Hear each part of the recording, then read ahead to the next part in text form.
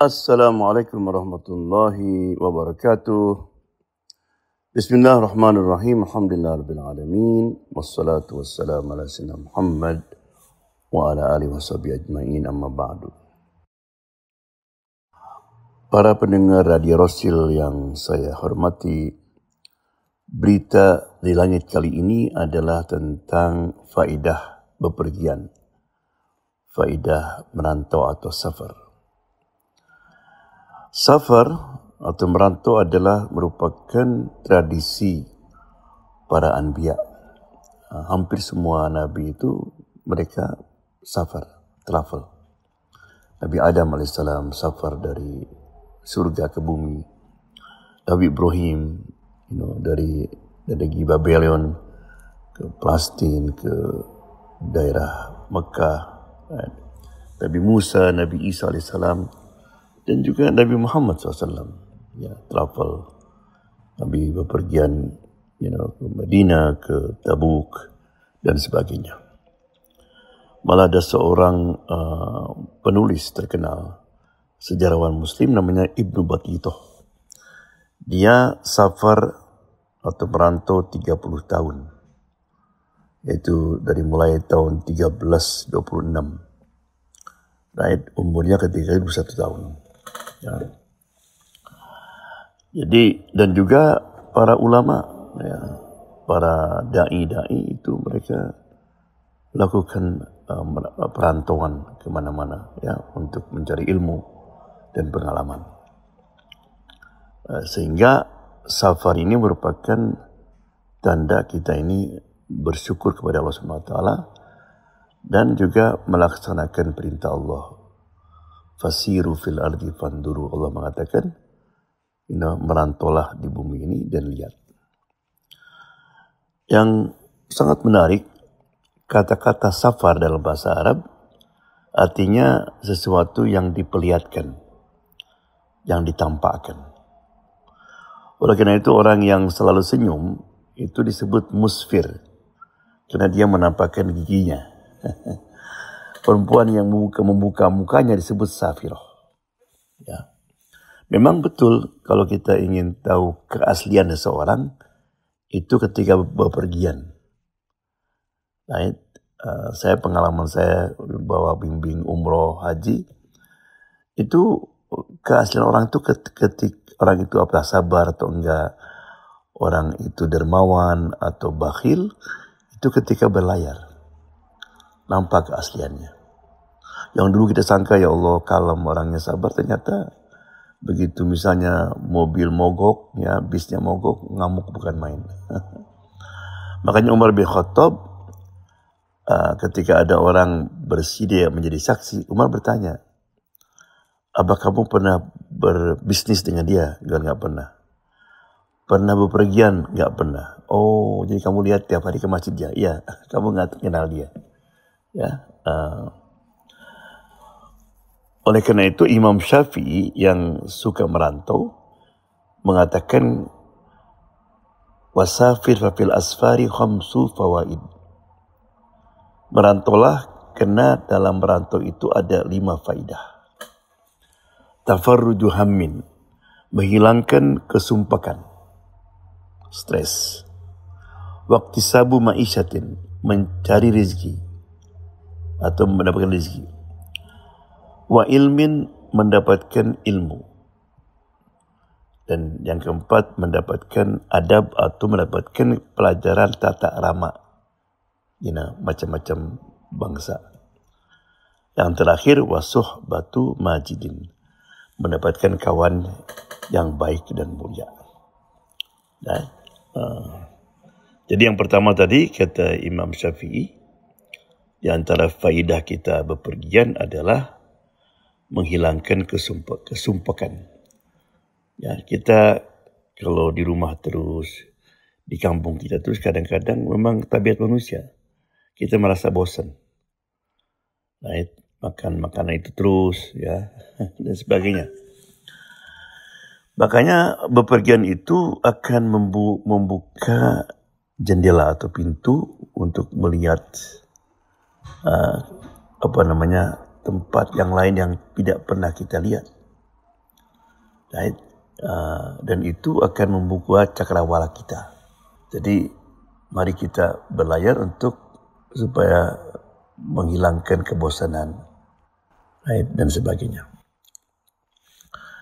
Yang kedua, itu untuk mendapatkan rezeki. Ya, berapa banyak orang yang sulit ketika di kampungnya untuk dapatkan rezeki. Dia pergi ke Saudi, pergi ke Dubai, pergi ke Amerika, right? Dan Allah bukakan rezekinya. Dan Allah SWT menyuruh, "Walladzi ja'ala lakumul arda dalula famshu fi manakibiha." Kata Allah, famshu, berlayarlah, cari rezeki di tempat-tempat yang lain. Dan kadang-kadang lebih untung karena gajinya lebih tinggi di tempat yang lain biasanya. Yang ketiga, di antara faidah merantau adalah mendapatkan ilmu. Makanya Nabi mengatakan man salaka tariqan, ya, itu hadisnya. Barang siapa yang menempuh jalan untuk mencari ilmu, maka Allah akan mudahkan jalan dia untuk ke surga. Makanya orang yang meninggal ketika menuntut ilmu itu pahalanya tinggi, syahid. Dalam Quran lihat gimana Musa berlayar dengan Nabi Khidir. Ya, Musa berlayar untuk menemukan Nabi Khidir. Al-Imam Bukhari itu berlayar atau merantau selama 20 tahun. Dia pergi ke Makkah, Madinah, ke Baghdad, ke Yaman untuk mencari ilmu, terutama ilmu hadis. Setelah 20 tahun dia menulis buku namanya Sahih Bukhari. Ya, Imam Syafi'i demikian juga. Dari sejak kecil dia, umur 7 tahun sudah meninggalkan Gaza, pergi ke ke Madinah, belajar dengan Imam Malik. Ya, pergi ke Baghdad menuntut ilmu. Kemudian dia berakhir di Mesir, yang dikuburkan di Mesir. Ya. Kemudian juga adab. Adab ini ada 2. Maksudnya mengenal tata krama orang lain, kebiasaan orang, adat orang lain. Ya, karena setiap kita ke suatu negeri, kita akan melihat orang-orang itu mempunyai adat kebiasaan yang berbeda dengan kita.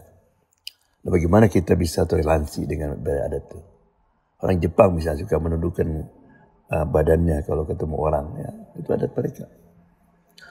Tapi juga adab di sini artinya kita ketika berlayar mungkin kita ketemu dengan orang-orang soleh, para ulama, orang-orang yang akhlaknya agung, dan kita pun mendapatkan faidah. Sehingga mungkin banyak orang yang setelah ketemu dengan mereka pulang akhlaknya bertambah baik, tabiatnya bertambah baik. Ya. Yang terakhir adalah mendapatkan teman-teman yang mulia, yang soleh. Ya. Allah berfirman, ya ayyuhalladzina amanu taqullaha wa kum ma'as-shadiqin. Orang beriman, bertakwalah kepada Allah dan bersama-sama orang yang shadiqin, ya, dan sholihin. Jadi maksudnya bahwa untuk memiliki takwa yang kuat, nggak bisa kita sendirian. Kita harus bersama dengan lain. Makanya ihdina siratal mustaqim. Baik, tunjukkanlah jalan yang lurus. Ihdina artinya kita. Artinya untuk bisa kita tetap di jalan lurus itu mesti bersama orang lain. Ya, berapa banyak orang yang bepergian kemudian ketemu orang-orang yang masya Allah, ya, akhlak dia berubah. Kemudian itulah 5 faidah bepergian menurut Imam Syafi'i. Right?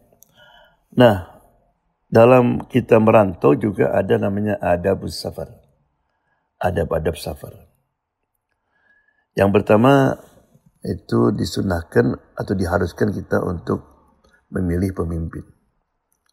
Kata Nabi, kalau kamu pergian ada 3 orang, maka kamu harus pilih seseorang menjadi amir. Nah, ini kadang-kadang kita melupakan ini. Karena untuk mengurangi pertengkaran, perbedaan, itu mesti ambil, nanti ambil yang menentukan di mana kita istirahat, di mana kita salat dan sebagainya. Itu mudah nanti.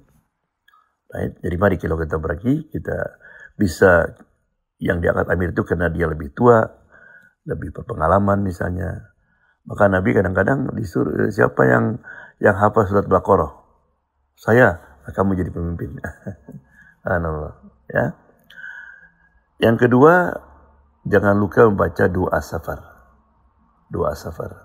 Baik, kita meninggalkan rumah jangan lupa baca bismillah, tawakkaltu 'ala Allah wala haula wala quwata illa billah. Ketika naik mobil, naik pesawat, kita baca Allahu akbar, Allahu akbar, Allahu akbar. Subhanalladzi sakhkhara hadza wa ma kunna lahu muqrinin wa inna ila rabbina lamunqalibun. Kemudian Allahumma nas'aluka, yang kita sering baca, ya. Namun juga bukan itu maksudnya, ya. Jadi ketika kita dalam perjalanan jangan lupa banyakkan doa. Karena kata Nabi ada 3 doa yang tidak akan ditolak, pasti diterima. Yaitu doa orang tua kepada anaknya. Makanya kita sebagai orang tua harus sering mendoakan anak kita. Jadi anak yang soleh, anak yang taat, dan sebagainya. Kemudian doa orang yang dizolimi. Kata Nabi, hati-hati doa orang yang dizolimi, karena doanya makbul. Yang terakhir yaitu doa ketika kita bepergian. Ya, kalau bisa kita siapkan, ya, doa-doa itu. Kemudian adab yang ketiga adalah mengurangi qasar salat. Ya, jadi kalau kita belajar itu sunnahnya salat duhur 2, salat asar 2 bisa dijamak. Maghrib tetap 3, ya, isya 2. Jadi kata para sahabat, Nabi kalau pergian gak pernah salat komplit. Sempurna gak pernah, mesti diqasar. Right? Dan jangan kita merasa kurang pahalanya, enggak. Pahalanya tetap sama. Ya, dan karena orang kalau pergian itu pasti banyak kesulitan. Ya, kita perlu istirahat dan sebagainya. Bisa kita qasar takdim, artinya asar dimajukan ke dohor atau takhir dohor ke asar dan seterusnya. Kemudian kita ketika pergian jangan lupa untuk menghargai waktu. Ya, karena orang pergian itu terbatas kan. Jadi waktu itu sangat berguna sekali. Maka Nabi SAW itu Allah memberkahi orang yang suka bepergian di dini hari. Pagi hari habis subuh jangan tidur. Kita merantau kemana aja. Ya, itu banyak barokah. Kemudian yang terakhir jangan lupa kita untuk meninggalkan bekas di tempat kita bepergian. Yaitu dengan salat, dengan sujud. Banyakkan sujud. Karena setiap tempat yang kita gunakan untuk ibadah, nanti hari kiamat akan jadi saksi. Nah, makanya kenapa kita kalau habis salat wajib kemudian mau salat sunat kita pindah. Supaya kalau tadi salat wajib tadi yang disaksi sebelah ini, yang jadi saksi lagi sunat sebelah sana. Jadi itulah beberapa manfaat dari merantau. Ya, jadi usahakan kalau kita ada waktu untuk merantau sehingga kita pertama mengikuti perintah Allah SWT mengatakan fasiru fil ardi. Yang kedua, dengan kita bepergian kita mengikuti sunnah para anbiya, para nabi semua. Di samping kita insya Allah mendapatkan 5 manfaat yang disebutkan oleh Imam Syafi'i tadi, menghilangkan kesumpekan, mendapatkan rezeki, mendapatkan ilmu, mendapatkan adab, dan mendapatkan kawan yang baik dan mulia. Wabillahi taufiq wal hidayah. Wassalamualaikum warahmatullahi wabarakatuh.